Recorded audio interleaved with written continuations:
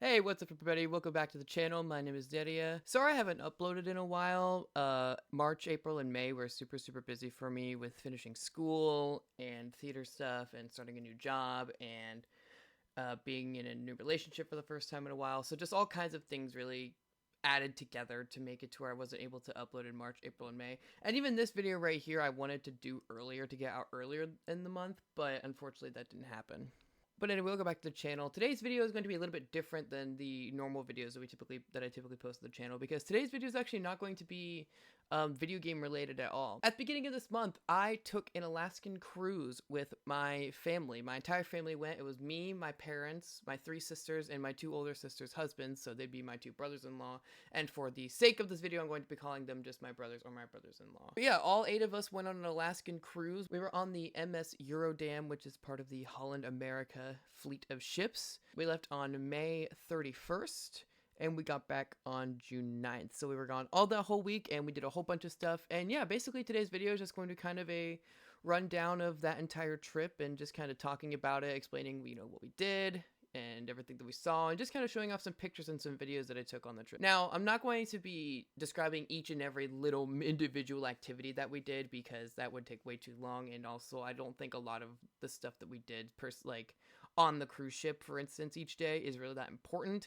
So I'm mostly just going to be talking about like the major highlights that we did and showing off some of the, major things that I might have pictures or videos of. But yeah, I hope you guys sit back, relax, enjoy this kind of more chill, relaxing video. And yeah, here we go. We're just gonna go and run down my Alaskan cruise that I took. So the cruise itself really started in about November or December of 2023, where we kind of started to make plans for the cruise and basically throw out the idea that for our vacation this year, we wanted to take an Alaskan cruise. The way my family is kind of structured now, we can really only afford to take one big vacation per year because, my sisters have full-time jobs and they're married and moved out now. My parents work full-time. I'm a full-time college student who works over the summer. My family is kind of all over the place. We're constantly doing different things.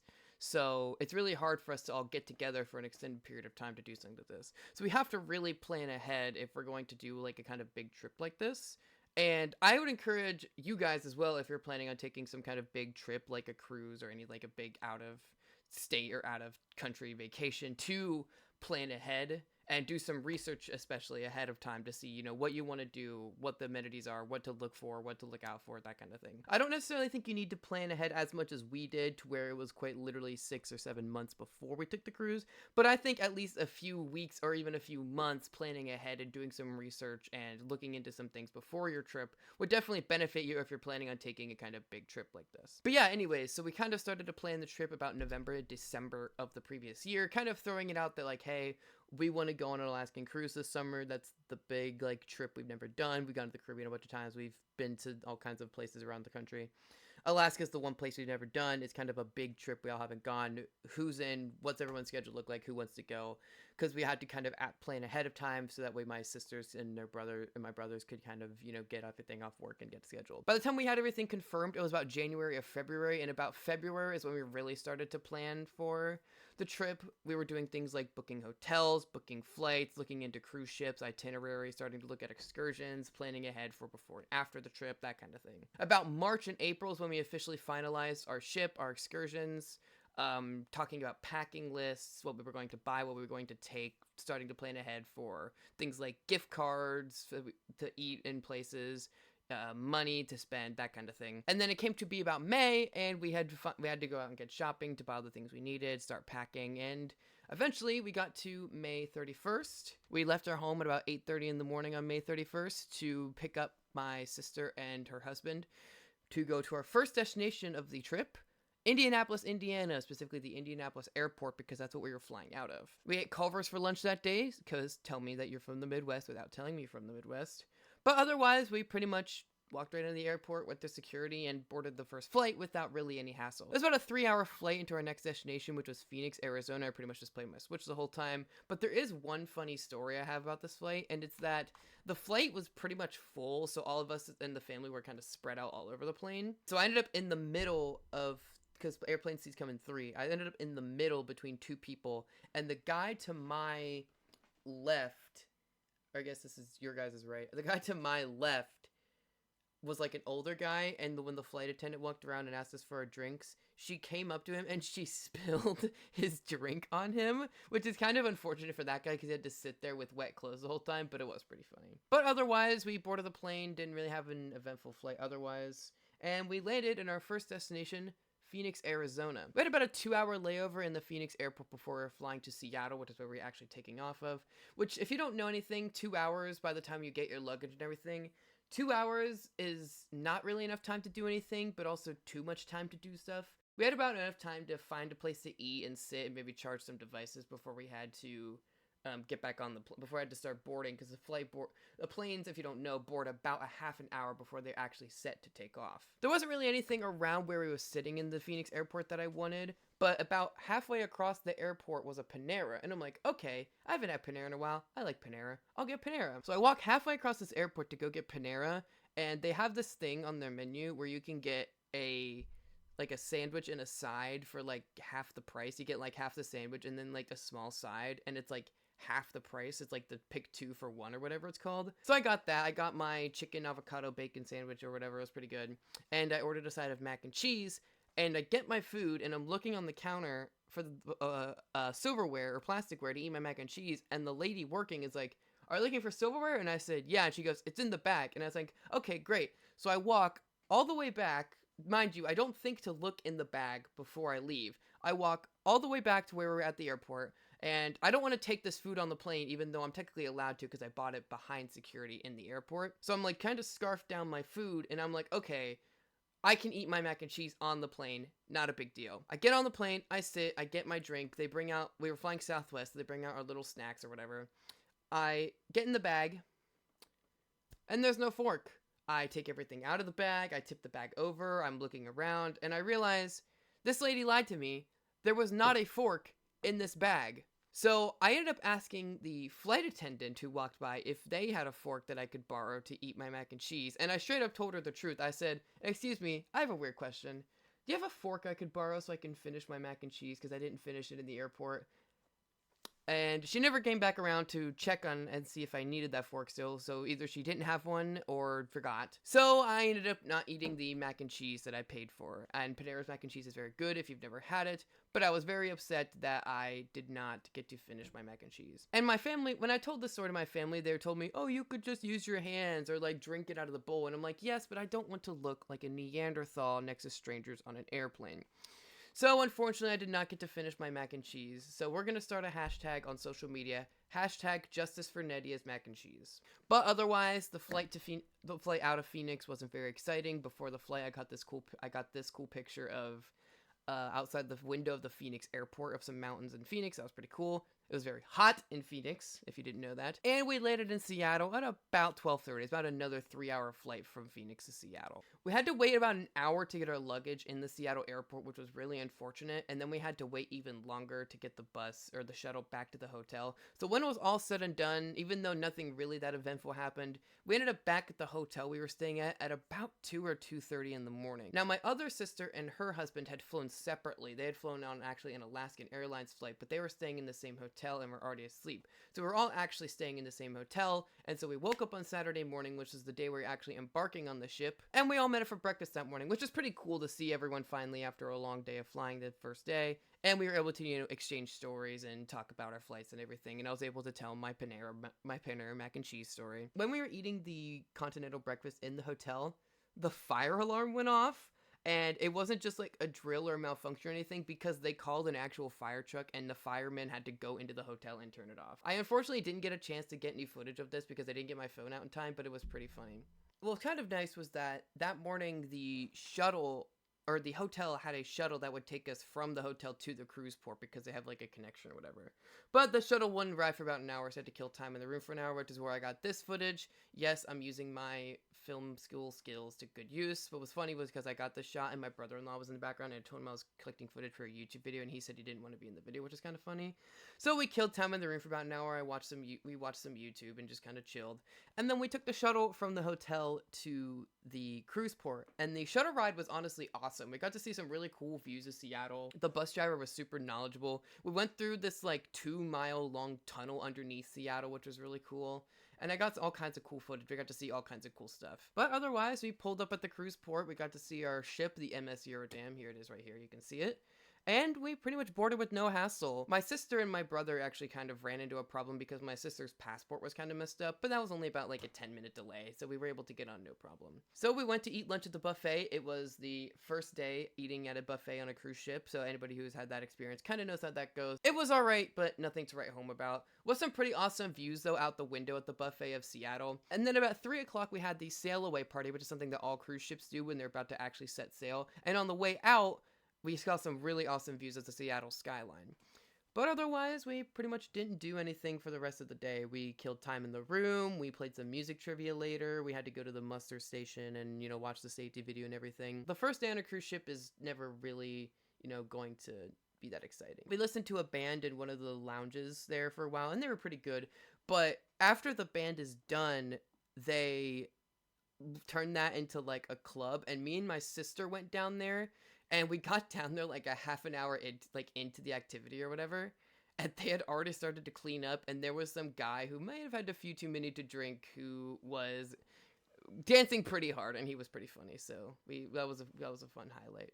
We were all excited to wake up the next morning and hit Sunday, June 2nd for our day at sea. Sunday, June 2nd was a day at sea, meaning we didn't have anywhere to get off the boat, so we were stuck on the ship all day, which means we had to find our own entertainment. We woke up and ate breakfast at the buffet, which is pretty solid all week. I'm not really going to talk about that, but they have your typical, bacon, egg, sausage, they have pancakes, waffles, but they also have some more interesting stuff. They have a station where you can make eggs Benedict. I remember they had like a smoothie station, they had like a crepe station, they had an omelet station, so they have all kinds of different stuff. We actually, after we were all done eating, everyone in the family was talking about what they were going to do. And we were all deciding, okay, my parents were like, we're going to do this. My sister was like, we're going to do this. I'm like, I'm going to go with my other sister and do this. So we had all decided that we were all going to kind of go off and do our own thing for a while before we met up to eat lunch or whatever. And so we all put our hands in and said break. And one of the wait staff on the ship came over and wanted to put his hand in and break with us, which is a pretty fun interaction, which is cool.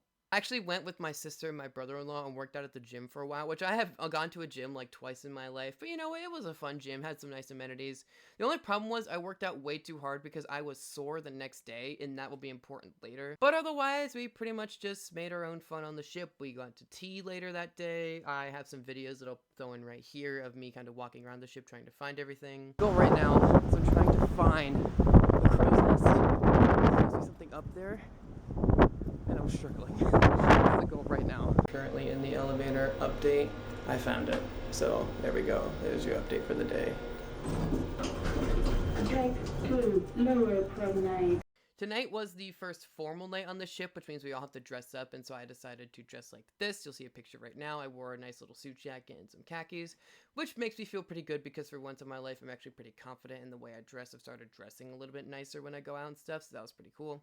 We all went to dinner, and I got to try escargot for the first time, which was great. It was at this point we realized that when you go to the Atlantic Ocean, when you go to the Caribbean, is a lot different than the Pacific Ocean when you go to Alaska. And going up north out of Seattle to Alaska, the waters were very, very rocky, and I was seeing a lot of people get very seasick, my dad included. He blamed it on the little pizza restaurant that was on the ship, but all of us in the family knew that he was just motion sick. So he took some Dramamine and felt fine, but he got very sick. It was actually very unfortunate that he did not feel well, because it kind of ruined the vibes a little bit, because I never want anyone to feel sick or upset on a trip, because we're all supposed to be having fun, and when someone gets sick like that, it just kind of brings the mood down a little bit. But otherwise, we went to trivia the same day. We went to trivia pretty much every day because there wasn't a lot to do on the boat, which I'll get to later. We pretty much just had some general fun on the day at sea. My brothers and I played ping pong for like an hour, and then the rest of my family joined, and we all played ping pong for like another hour, so that was a pretty cool experience of us just playing ping pong for like 2 hours. We even had this other older couple come and join, and so I was playing ping pong with my sister, and then my other sister and my brother were playing doubles with the other couple, which was pretty funny. We went to a theater show, which was pretty fun. There's all kinds of, they always do have like a theater show every night that we all went to, so that was pretty cool. And then at about 11 o'clock at night, my brother, my sister, and my mom and I went out on deck, and I got this footage right here where it looks like it could be like 7, 8 o'clock, but this was actually taken at 11 o'clock at night.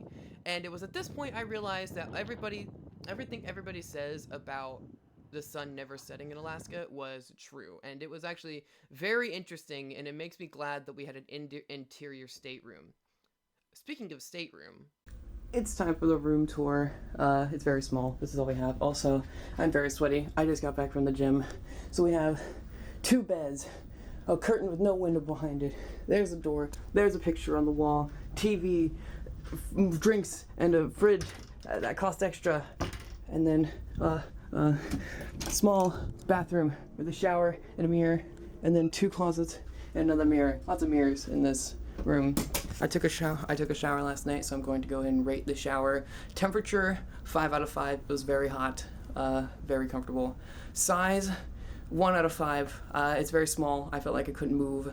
The fact that the drain is in the middle of the shower, so I kept stepping on it, 0 out of 5. I did not like that. Water pressure, 4 out of 5. It was pretty good.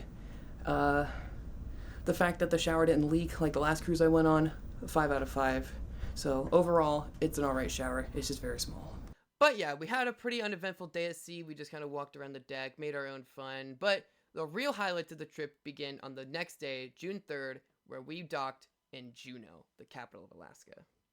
On Monday, June 3rd, our dock was in Juneau, Alaska, which Juneau is the capital of Alaska. And our boat didn't actually dock until about 12:30 in the afternoon. So we had to actually kill some time in the morning before we were able to get off the ship. So we woke up and we ate dinner. We had some pretty nice views of an area called Stevens Passage outside the window at the buffet. We walked around the interior shops on the ship where they sell like jewelry and some, merchandise relating to your cruise ports or the cruise line. So we walked around those for a little bit. We had some fish and chips for lunch. That was pretty good. And finally, we were able to get off the ship and explore Juneau. Now, we were actually in Juneau from about 12:30 until about 8 p.m. at night. So we had quite a bit of time to explore the port. We had actually booked an excursion for this particular cruise port, but our excursion didn't start until 3. So we had to kill about 3 hours in Juneau before we were able to go on the excursion. So we walked around the main kind of drop-off area of Juneau, and it's honestly, the main area, if you ever go to Juneau, is not very good. The surrounding scenery and everything around it is very, very pretty and very, very nice, and I quite liked that area. But the main actual stretch of Port Juneau is like all dingy, like jewelry shops that all sell the same thing, that people stand outside and they're like, you get a free charm, and then you go inside and they try to sell you stuff. It's not very fun, and it's kind of a pain to just walk through there because everyone's trying to hassle you, which was actually very nice and was actually very quaint in there. And from what I've heard, is actually a great place to get public Wi-Fi if you for some reason don't have internet service from wherever you are, if your phone service doesn't reach it. But we killed some time in Juneau, and then we had to wait for our cruise. But finally, it was time for our excursion. Now, our excursion was called the Glacier Gardens Tour. So we got to go to the Mendenhall Glacier. I dropped my phone. So we got to go to the Mendenhall Glacier and then go to this kind of botanical garden area. So we took a bus ride to the Mendenhall Glacier. We got to see some very pretty views of kind of the surrounding mountains and the ocean side. And then we got to the Mendenhall Glacier. Now, remember how I said I went to the gym the day before and was very sore? Well, that was a problem because my sister and I wanted to hike over to Nugget Falls, which is a waterfall that's right beside the glacier that kind of sits in the lake. So we had to walk the trail out there, and my legs were sore, so it was not a very fun experience. But despite the pain, it was worth it because when we got down there, we were greeted with this.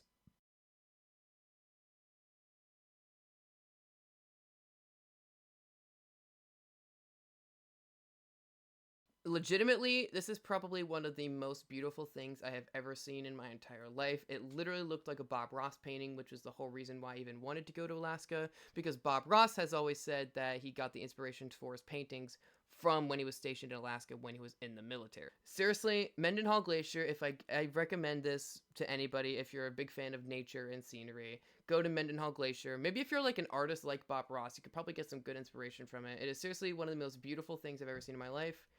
And it was cold and it rained the entire time, but honestly, it was worth it just because of how beautiful it was. The waterfall was beautiful. You could climb out on these little rocks. You can see here's a picture of me sitting like right next to the waterfall. But honestly, this entire thing was just so worth it, and I'm really glad that we took the time to do this because I don't think we would have had the same experience had we done it a different way. So I'm really glad that we chose this excursion specifically because we all really liked the glacier and wished we could actually spend more time there. But we got back on the bus and we had to go to the Glacier Garden section, which was basically a garden tour. We had kind of like a botanical garden. We got to see these cool upside down trees, which was pretty cool. And then we got on another bus, and we basically went to the top of this mountain and had our tour driver just basically talk about the landscaping and the nature and the foliage of the area, which is very pretty. We got to the top of the mountain and had some really pretty views of the surrounding mountains. And actually, one of the mountains, the driver said, was actually Canadian, which is pretty cool. And then we went back down and we got to go into this kind of greenhouse area that had all these hanging baskets that were really full and really, really pretty. So that was a really awesome experience too. On the bus ride back to the port, our bus driver told a funny story. Or not even a story. Our bus driver was talking about how one of Alaska's main exports was salmon, like for fishing, like for food and whatnot. And he said that there are 5 different kinds of salmon that Alaska exports. And he said that there's an easy way to memorize the 5 salmon. And I'm going to teach you that right now. So the smallest is the chum salmon, which is the thumb, because it's the smallest, it's the lowest quality, usually ground up into things like dog food. You have the sockeye salmon, because you could sock someone's eye with the pointer finger. The king salmon, because it's the biggest. Pink salmon, which is your pinky, obviously. And the silver salmon, which is your ring finger, because you put a silver ring on your finger. So that's a fun little kind of mnemonic device to remember the 5 types of salmon. Also told a funny joke about how everyone in Alaska knows the salmon fingers. So if you go to a restaurant and want to order a specific type of salmon, you can just raise your finger, but you don't want to obviously order the king salmon.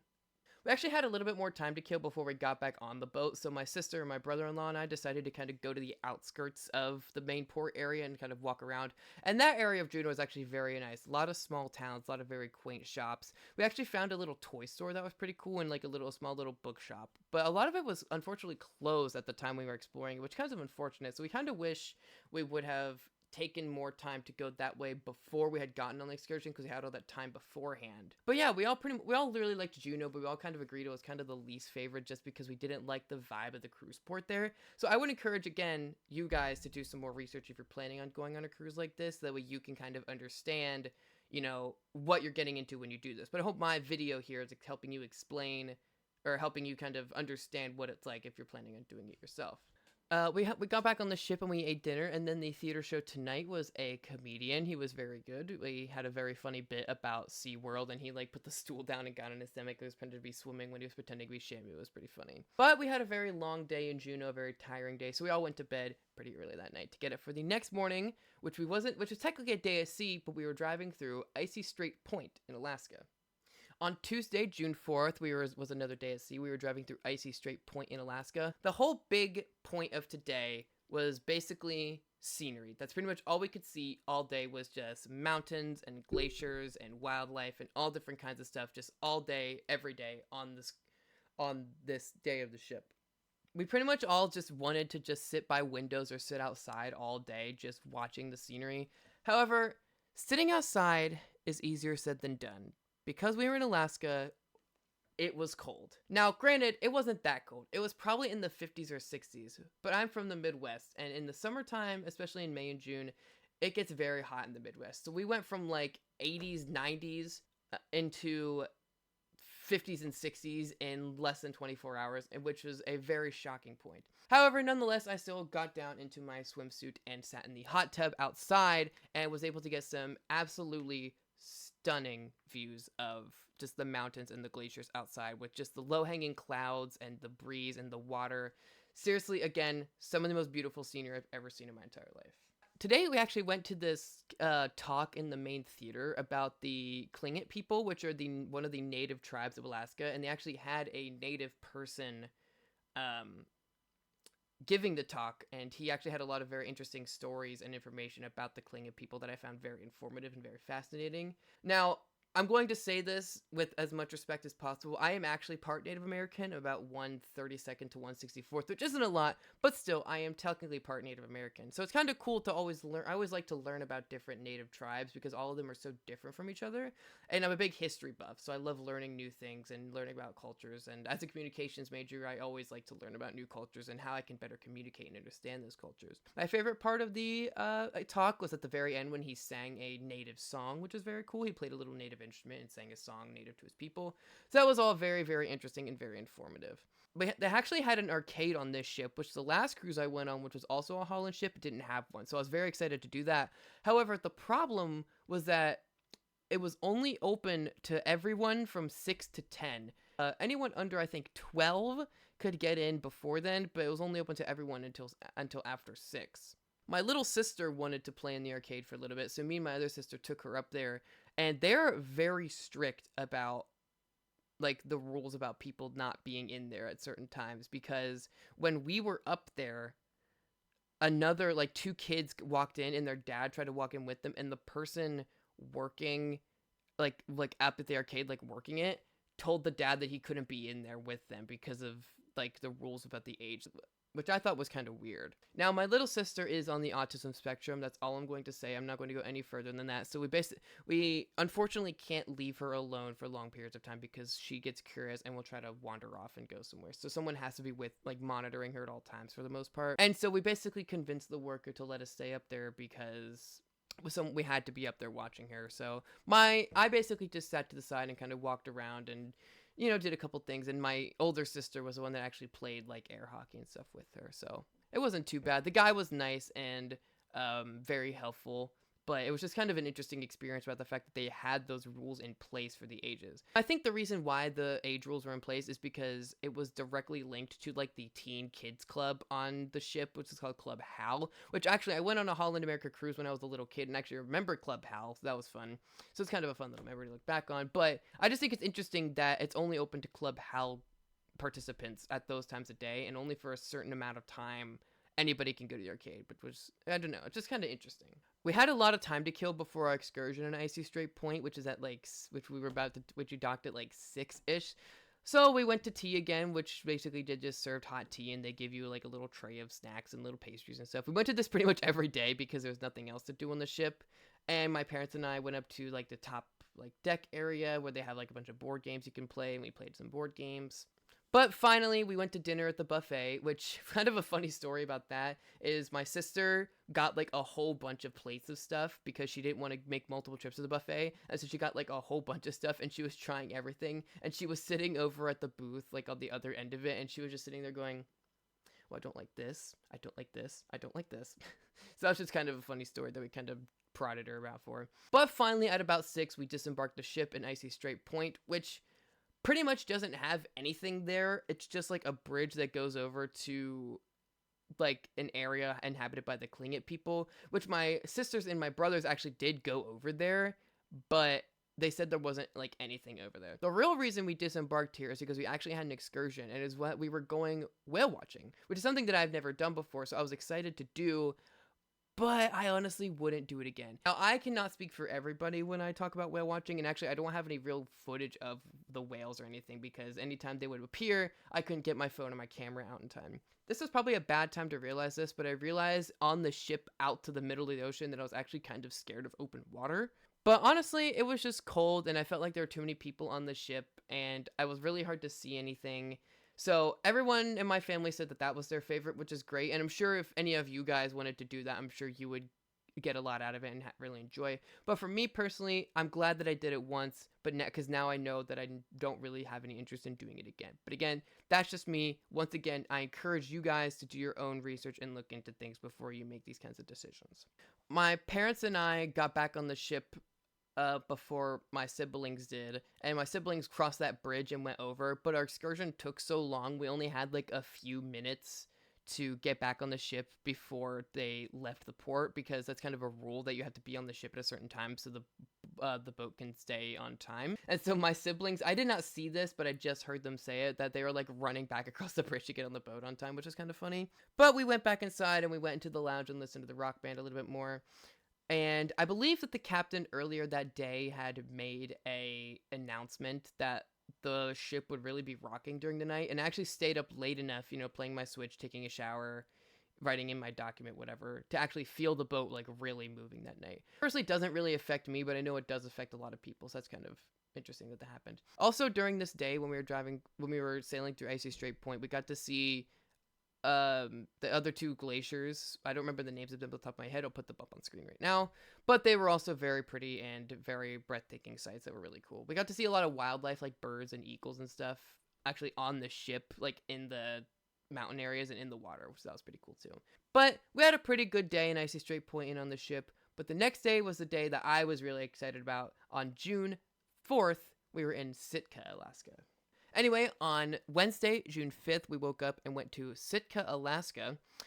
We actually were in Sitka from about, I think we were there from like 8:30 to like 3:30, 2:30, something along those lines.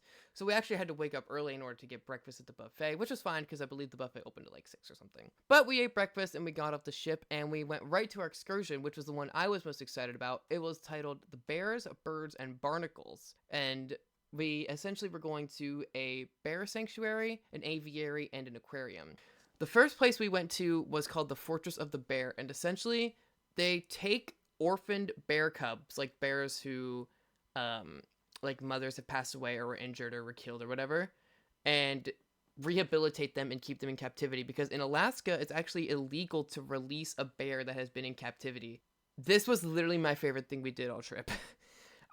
The bears are so cute. They're so cool. Just the fact that they just like stand in their cages and you can like get up close and take pictures with them is absolutely incredible. And like we can watch them play and roam around and just be themselves, and it is absolutely amazing just to watch them do that. Seriously, if you're going on Alaskan Cruise and you have an excursion in Sitka, I recommend this one above almost all others because it is seriously incredible, especially if you're an animal lover like me. One of the bears actually came up to like the deck because we were like above, you can see it in the videos, we were like above where the actual bears were. So one of the bears came up and like stood underneath us and got on its hind legs and did sign language for the word for food.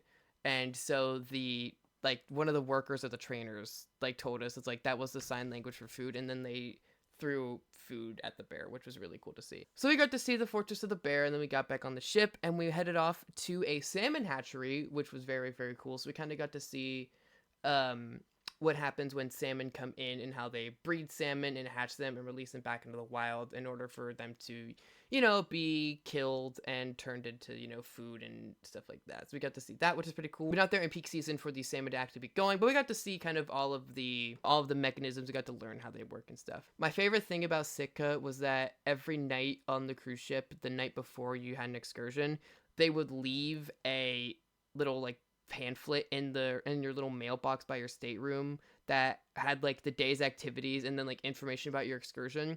And the one for Sitka that they left the night before said Sitka, Alaska, where the salmon run.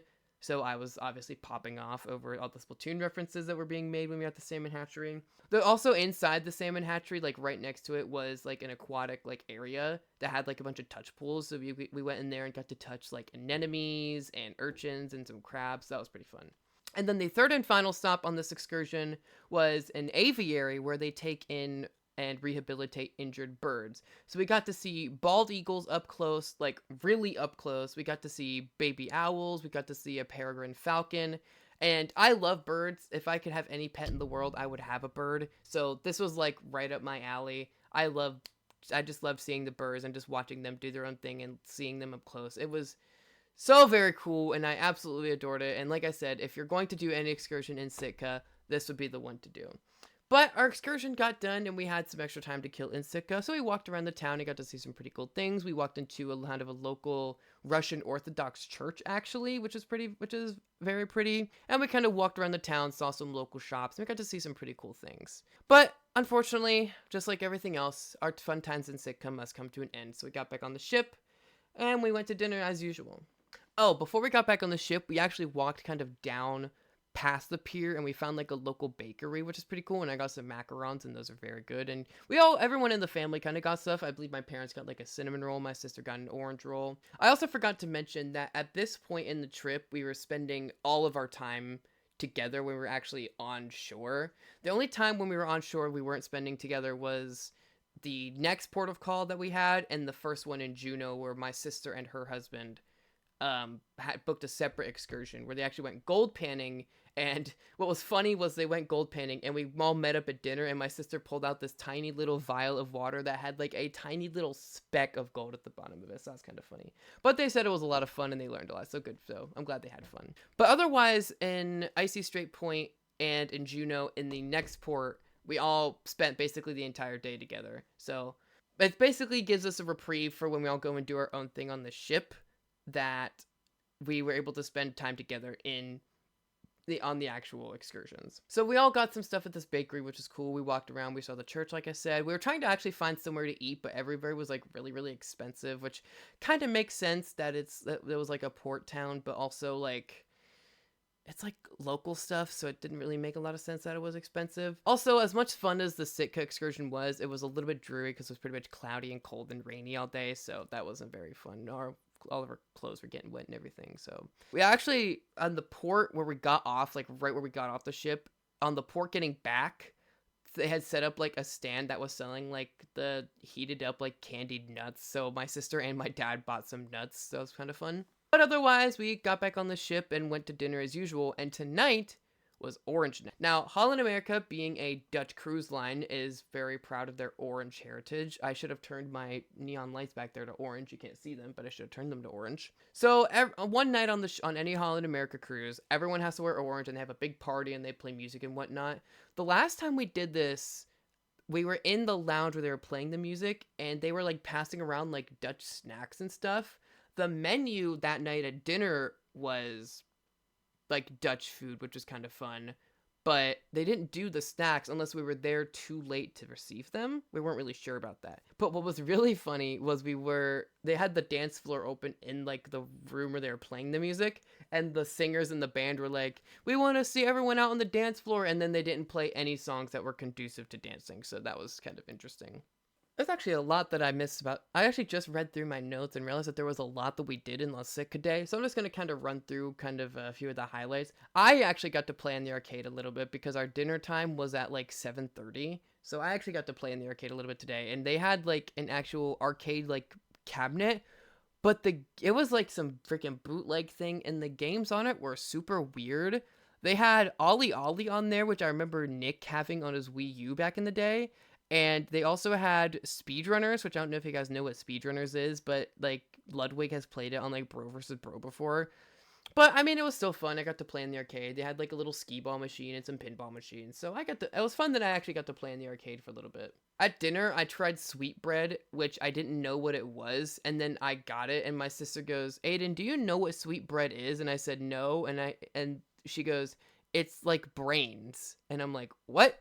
So I got to try sweetbread, which honestly wasn't that bad. It didn't really taste like anything, but I think once I got over the fact that it was like brains, then it made it a little bit better. But knowing what it was made me kind of wary to eat it. But we also went to the theater show that night, which was this cool guy, and he played something called the xylosynth, which basically was a xylophone. It had the two little things and all the notes, but he could program it as like a synthesizer to play different sounds. So he had like all kinds of cool lights and music, and he played like all kinds of different stuff. He played I think he did like a version of Flight of the Bumblebee, which is cool. Last song he did was the overture from the opera Carmen, which I actually took a class in classical music in college, so I know like all that stuff. You guys probably don't know what Carmen is unless I were to sing part of it, because it is the quote unquote Five Nights at Freddy's song, aka the da da da da da da da da da da, you know, the people like the Five Nights at Freddy's thing. It's from that opera, and he played that, and I started making faces that people hopefully didn't see because I was making jokes about Five Nights at Freddy's. But yes, we had a very long and fun and eventful day in Sitka, and like I said, it was my favorite excursion the entire trip. If you're going to do anything on a cruise, this would be the one thing that I would recommend, was going to do the bears, the birds, or the barnacles, because all three of them were super interesting and super cool. The reason we went to Sitka in the first place was because some movie that my parents like takes place in Sitka, even though it was filmed in Canada. I've never seen this movie. It's called The Proposal with Ryan Gosling and Sandra Bullock. I've never seen it. I don't know if it's good, but that's why they wanted to see it. So, but yeah, we had a pretty long and eventful day in Sitka, so we were all pretty tired, and we had another long and eventful day ahead of us on June 6th, where we're going to Ketchikan. Ketchikan was kind of weird. We were only in Ketchikan from like 6 to like 1 or something like that. So we had to get off the ship early in order to experience Ketchikan. And then we had to be back on earlier as well. So that was kind of interesting. Ketchikan had a lot of really interesting stuff. We started in like kind of the main area, and we went up Creek Street was where we started. That kind of had a lot of local shops and stuff, which is pretty cool. Creek Street is kind of like a historical site in Ketchikan. It was kind of like the red light district in Ketchikan in like the 1800s, 1900s kind of thing. So it's pretty cool to read all the history and see all the stuff back there. It was very crowded though, so that's one thing I will say if you're planning on doing that. Not that I wouldn't recommend seeing it or exploring it, because like I said, it was very cool and very interesting, but it was just very crowded, so be wary of that. Ketchikan had a lot of really pretty scenery because we were right on the water, so you can look out over the water and see like the mountains and the skyline and everything, so that was pretty cool. And also, Ketchikan, the main reason we wanted to go to Ketchikan was to see the totem poles. Like I said, Alaska has a very big native population, and Ketchikan is kind of like the totem pole area, and all the totem poles are unique and have their own kind of story and history. So we wanted to see as many of those as possible. So we walked around to see a lot of the totem poles, which are all very cool and very informative and fascinating. We all kind of split up and kind of did our own thing for a while. I ended up going with my oldest sister and her husband, and we walked around Ketchikan together for a while. We found a little ice cream shop where my sister got some ice cream. My brother-in-law wanted to see this tunnel that was apparently on Ripley's Believe It or Not, because it is a tunnel that you can apparently drive over, through, and around. It's apparently the only one in the country or something. So we did end up going to see that, and it was pretty cool, and we made sure to go over it, around it, and through it. We walked around Ketchikan, and Ketchikan was probably my favorite port town just because it felt a lot more local and smaller than the other port towns, because even toward the front, like on the boardwalk or toward the port, the shops didn't feel like those dingy like jewelry shops that Juneau had. The shops all felt really local and felt like they all had unique and interesting stuff for actually reasonable prices. We actually found a little like board game and card shop, which was really, really cool. They had all kinds of like board game and playing cards and action figures and stuff, which was really cool to see because you wouldn't expect to see something like that. We walked around. I believe my other brother-in-law got a beer or something. My parents walked around and did their own thing. We didn't have an excursion. Our goal was to just walk around and see the totem poles. So yeah, it was pretty cool to see. We went back toward inland of Ketchikan, and it was a lot more quiet. There was a lot of trees and some pretty scenery back there, so we were really glad to see that. But yeah, Ketchikan was really nice. I would definitely go back there, and I would recommend anybody go there too, because there's a lot of really cool history there with the totem poles and everything. But also, if you're a fan of local shopping or local dining, then that's definitely the place to go in Alaska, because there's a lot of really interesting stuff there, and it's probably some unique stuff you wouldn't find in other places. Like I said, the little ice cream shop or like the game store that we found. But unfortunately, we had to get back on the ship at like 11:30 noon, so it was about time for lunch when we got back on the ship. We went to the dining room for lunch, which kind of explain how the dining works on a cruise ship. You basically have two main dining options. You have the buffet, which is open at certain times, and you can just go eat all you want, nothing stopping you. They have the same things usually at certain stations, but sometimes they'll change out the stations, and it's typical buffet fare, you know. Some of it's pretty good, some of it's kind of mediocre. It's usually pretty crowded because it's the buffet, but also there's no really any rules there, so people can kind of wear whatever they want and kind of do whatever they want up there. And then you have the main dining room, which is completely free of charge, and for dinner, you are assigned a certain dining time. Now, we were able to kind of finagle our dining times on certain nights because we wanted to go to certain activities. So we were able to go at different times. If you go at your main dining time every night, you get your same waiter and like assistant waiter essentially. So you can kind of get to know them and interact with them and get to talk to them a lot more than you would if you go at different times and you have to sit at different tables where you get different waiters and whatnot. But the main dining room is also open for breakfast and lunch, and apparently my sister and her husband tried to eat breakfast there one day and waited like 45 minutes and got cold food, so we never tried breakfast. We did eat lunch there a couple times though. We actually ate lunch there today, and for my birthday this year, because my birthday was like a couple months before the cruise, I actually got like Holland America gift cards that I could use on the ship. And so I had some extra money left over from the gift cards, and so I bought a lobster roll for lunch today, and it was great. But also to explain how the dining works on the cruise ships. On this particular ship, now not every ship is going to have this, especially not every Holland America ship. Again, I encourage you, do your research before you go on a cruise to know what amenities your particular ship has. And if you want certain amenities like certain entertainment, certain dining, do some research, just find out what cruise lines are going to have that, or what cruise ships rather you need to go on to get those certain amenities. But I digress. This particular cruise ship had a had two pool decks, like an outside one and a covered one. The covered one had like a burger and hot dog restaurant, and on the first day at sea, I got this hot dog that had like a special sauce, jalapenos, and melted cheese on it, and it was delicious. And then I also got a burger there a couple of other times, and those were also very good. And then on the other side was a pizza restaurant that was also completely free, and you could like make your own pizza, or they had like pizza that you could just kind of take and go, which I did get pizza the one day.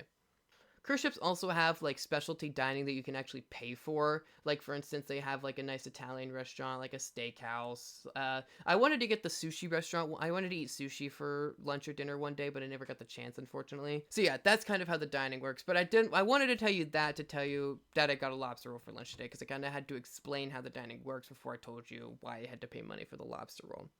Throughout the entire week, my sister and I have been trying to play shuffleboard because there's a shuffleboard court on the ship.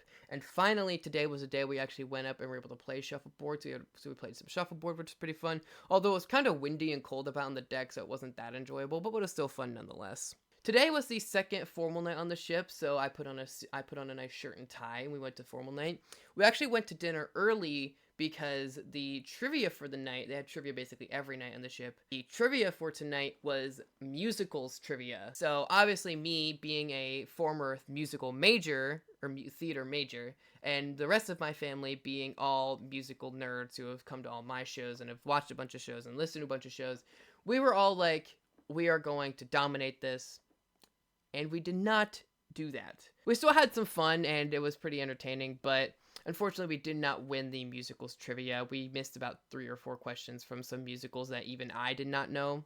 But nonetheless, we still had some fun, although it did get pretty heated at times because the host said some things about certain musicals that I personally didn't have a problem with his opinions, but a lot of other people did, so I'm not going to go there. We took some nice family photos when we were all dressed up, and we actually ended up buying a lot of those photos because they were really nice, and actually we paid for my mom to get a package of those family photos kind of as her birthday present, because this whole trip took place over my mom and both of my sisters' birthdays. So everyone got a birthday present this week, and that was my mom's, so that we paid for her to have the pictures taken, and then we were paid for her to buy them. Tonight there was supposed to be a chocolate party, which we found out was if you were sitting in a certain area of the ship, they would randomly come up to you and give you chocolate. And we missed that because we were off doing something else. We were watching the theater show, which like wasn't that good, all things considered.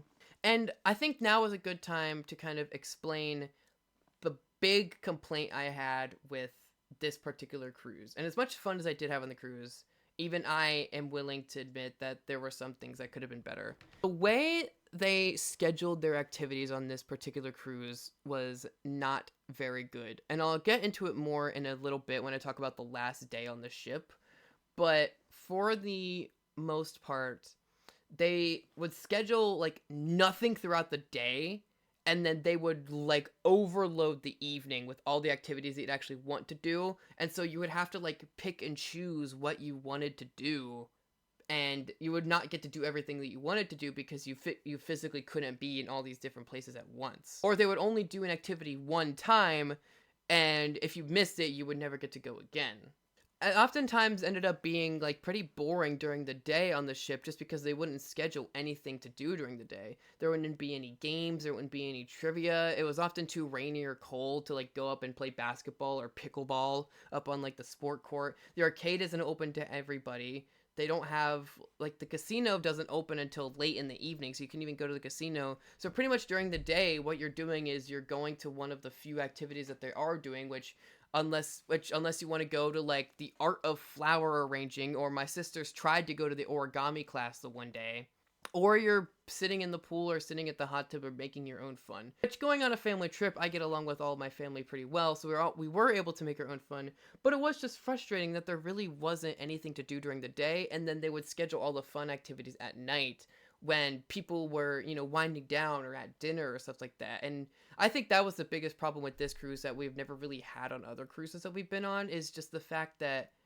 we felt like the activities just were not scheduled properly. And that was a really big issue because we wanted to do a lot of stuff. We enjoyed the activities we went to, but we just couldn't go to everything. Although there was this one activity that they were having, and I'm going to say this as nice as possible.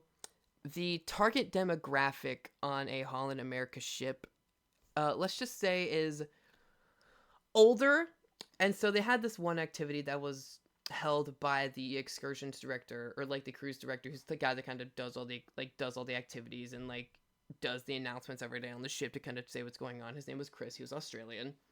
And he was giving this speech, and it was called Tech for Travelers. And my brother-in-law wanted to stop by to see what it was. I'm only going off his word, but I'm going to take his word for it.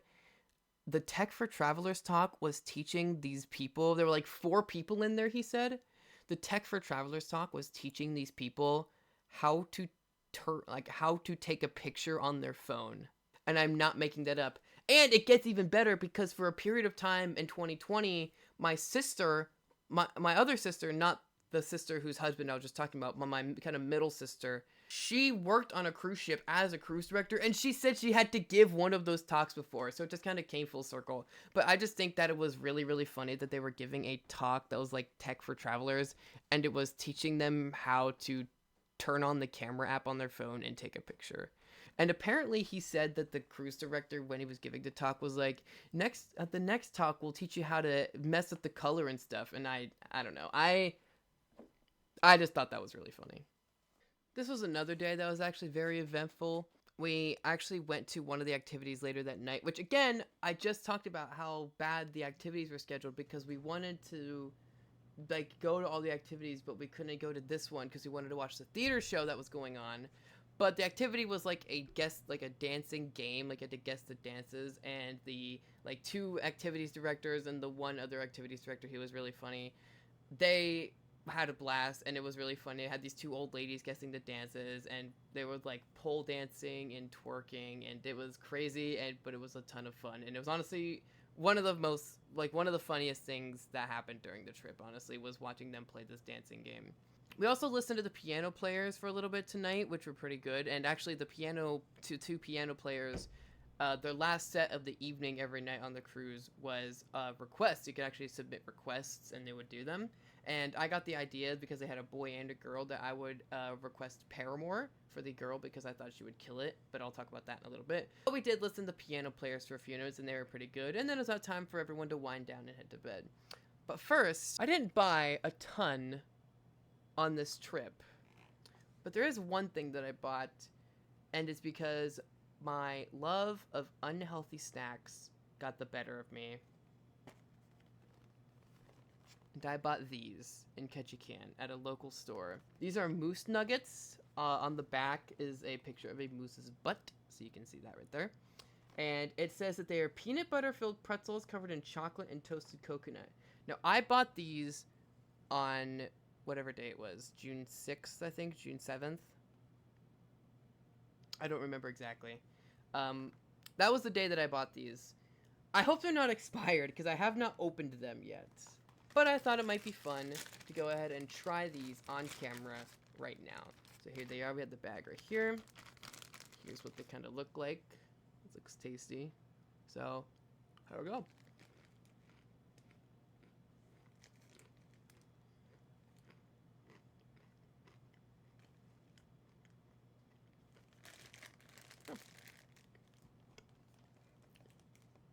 Pretty tasty. Kind of tastes like a chocolate covered pretzel, if you ever had one of those. The peanut butter is like really strong when you first eat it. Peanut butter is really strong like when you first bite into it.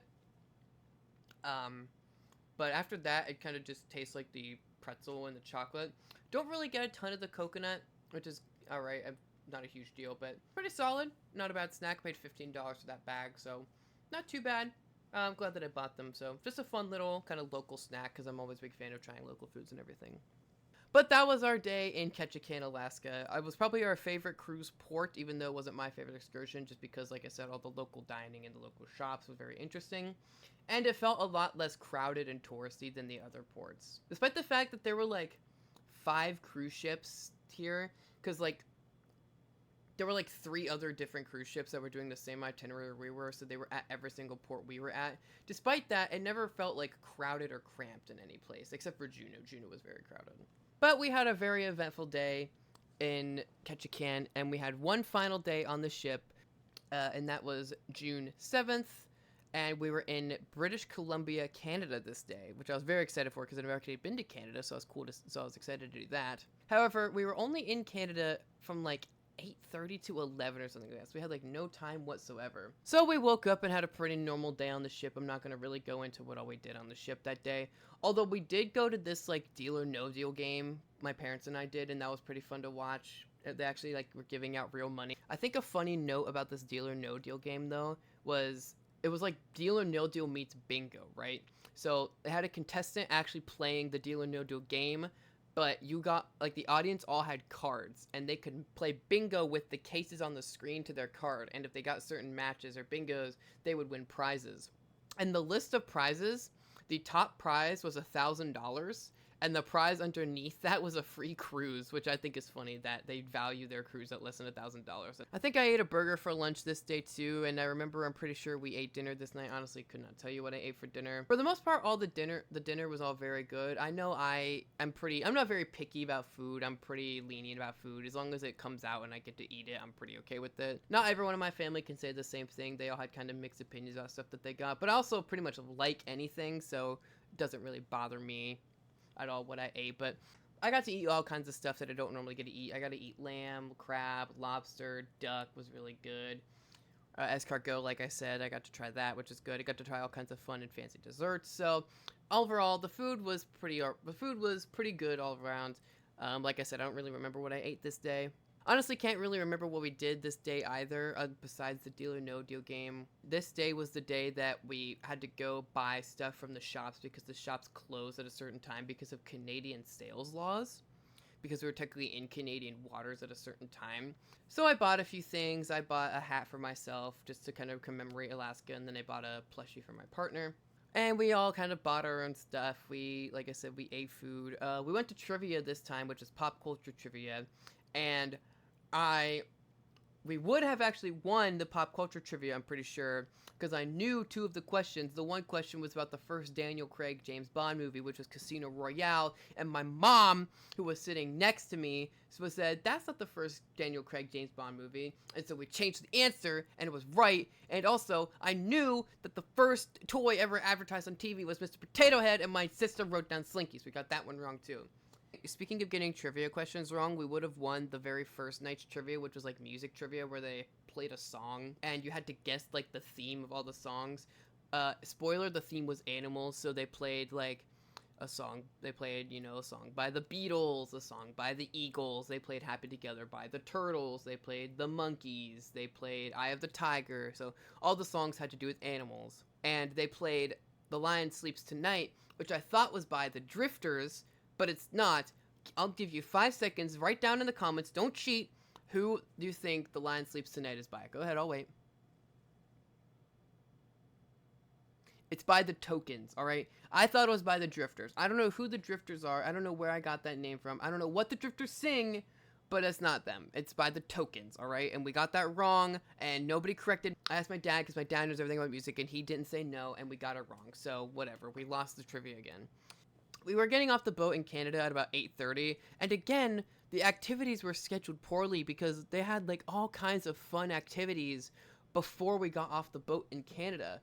For instance, the comedian from the other night was doing an adults only set, and I'm a huge fan of stand-up comedy. I always want to see and listen to stand-up comedy whenever I get the chance. It's one of my like kind of secret passions that I'm really into, and so I wanted to go see a set, but I would have had to either get off the boat later or get on the boat earlier than others because I wanted to see his set.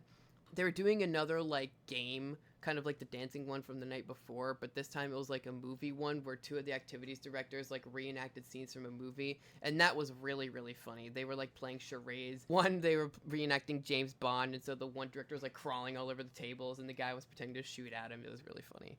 I did go to listen to the piano players the one night and actually did request Paramore and gave it to the girl, and she actually did it. She did Ain't It Fun, so that was very cool.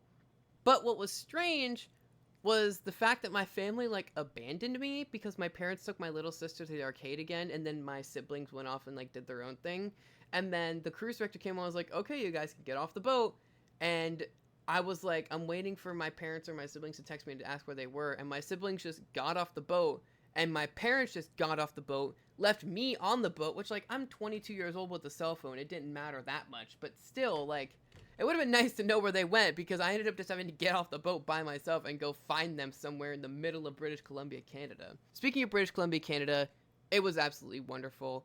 Very beautiful scenery, very quaint, very small. I would love to go back and actually spend time there, but we just did not have enough time to do pretty much anything. We walked down to Fisherman's Wharf, which is very similar to the one actually in San Francisco, if you've ever been there, which actually happened to Fisherman's Wharf in San Francisco. Lots of little shops and restaurants, a fun little ice cream place that apparently my sister actually got, but we didn't have the chance to get because it was closed. And then we walked up the street. We actually got to see the Parliament building, which is pretty cool. I'll throw a picture of that up right now. We walked over and we saw this like fountain that had all these lights, and there was like a bench behind it that was like a time capsule. But yes, British Columbia, Canada was absolutely wonderful. I loved it to death, and I would love to go back there, but we just did not have enough time, and I wish we would have had more time. It's just really unfortunate, but we actually even got less time than we were allotted because we got off the boat later than we were scheduled to because of like Canadian customs or whatever, so that was kind of unfortunate. When we were walking around Canada, I did hear someone say sorry though, and I got excited. And I don't have it with me right now, but when we got off the ship at the cruise port, there was someone at the end of the port passing out maps of the area so you can like see where to go. And on the map it says public washroom, and so I kept that map because I thought it was funny. But unfortunately, that was pretty much the end of the cruise. We only had a few more hours left until we had to get off the boat the next morning, so we got back on to Canada. I listened to the comedian set. He was very funny the second time as well. We packed our stuff up and set our suitcases out of the front doors for the stewards to take in the morning and set out.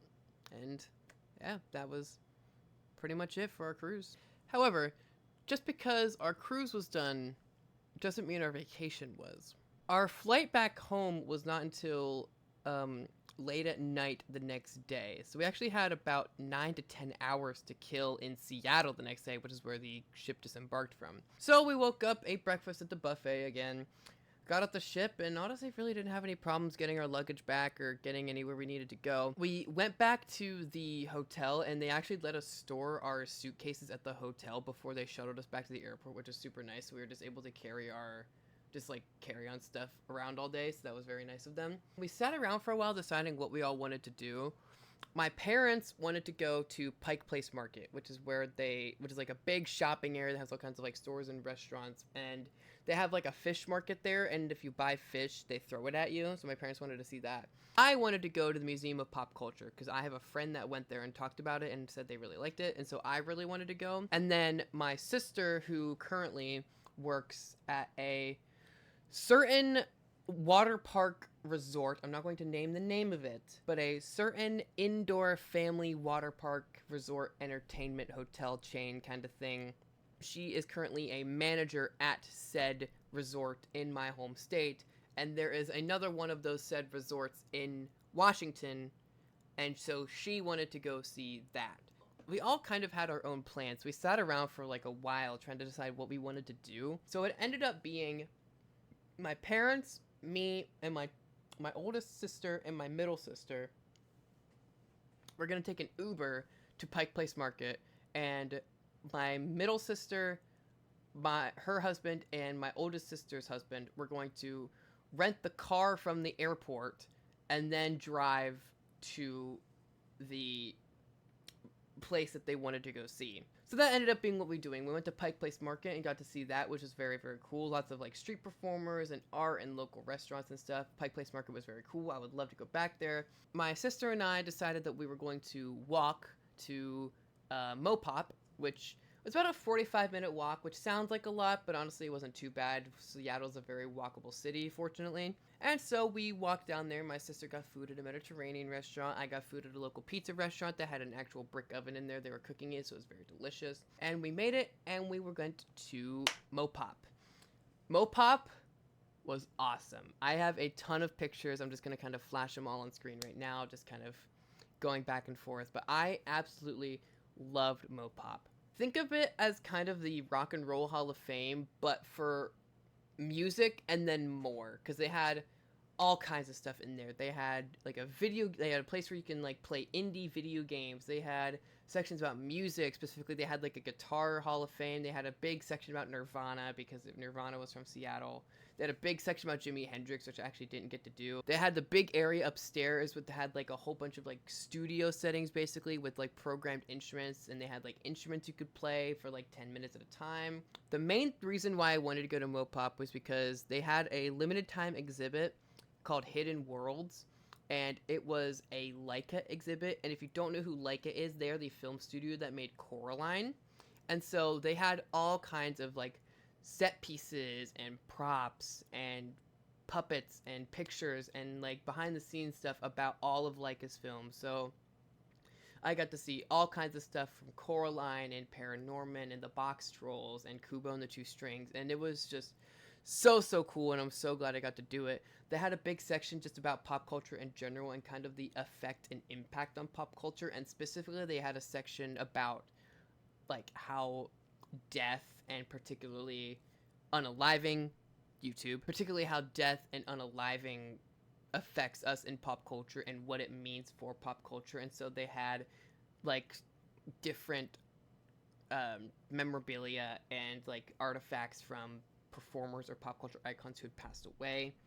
Specifically, they had an outfit from Robin Williams on Mork and Mindy. They had, I believe, like a microphone and like an outfit from Biggie Smalls, the hip hop artist. So they had all kinds of stuff like that. And actually, I said unaliving for YouTube, but ironically, or maybe not ironically, in the exhibit itself, the artist that curated the exhibit had like a piece about the word unalive and like what that word means in regards to pop culture.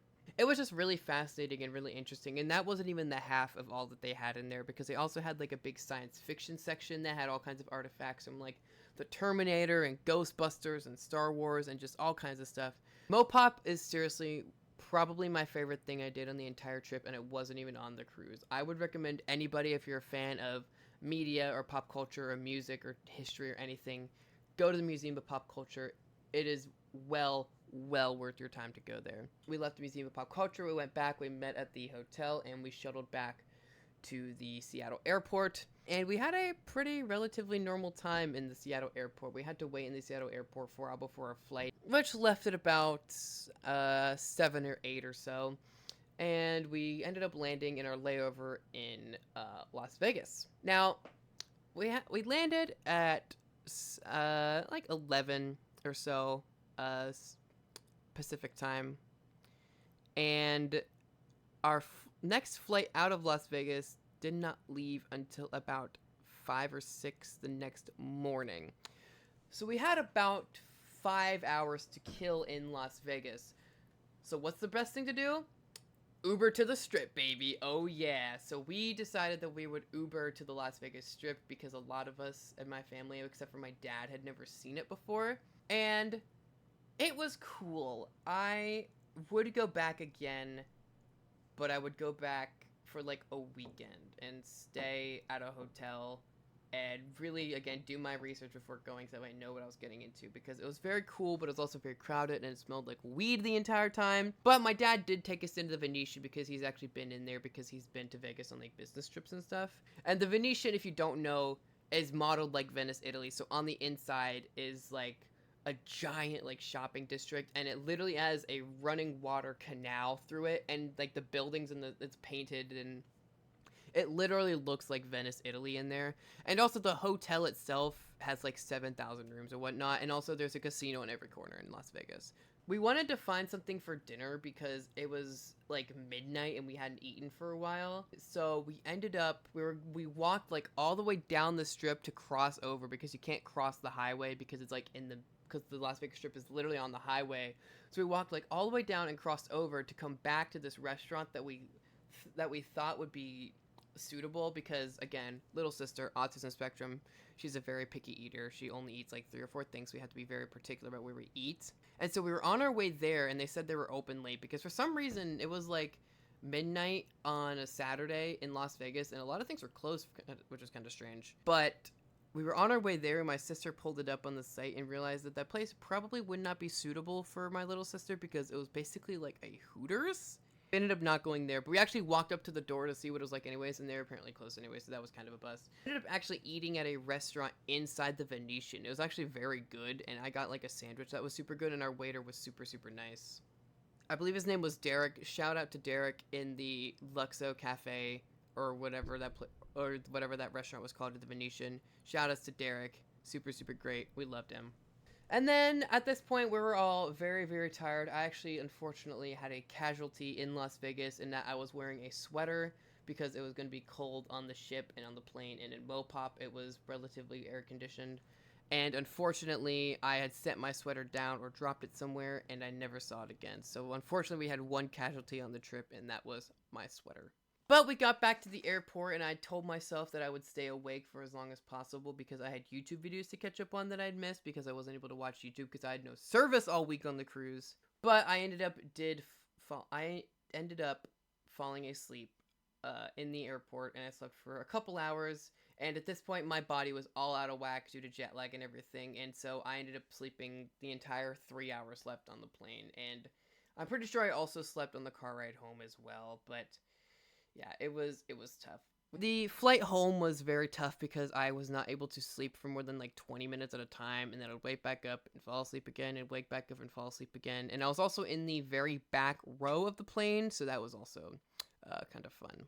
But yes, unfortunately, I did not have a very good time. I was also getting sick again, which is also part of the reason why this video took so long, is because I was sick for a week after we got back from vacation for some reason. Like, even more sick than I was previously, because I had gotten sick, like, the week before we left vacation, and then I got sick the week after when we came back, and it was very unfortunate.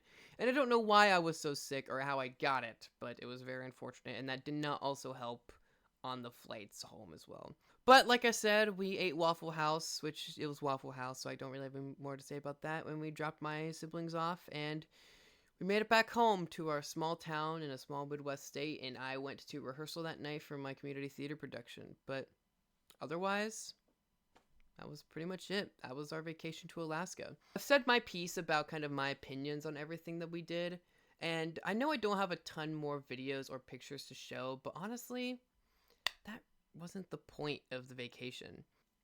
Like I said, I said my piece on kind of my opinions on certain things that we did. I've gave my opinions on the cruise itself, the cruise line, just everything that we did, so you guys can kind of gauge what you would do in those situations and whether you would want to have similar itinerary or a similar experience that I had.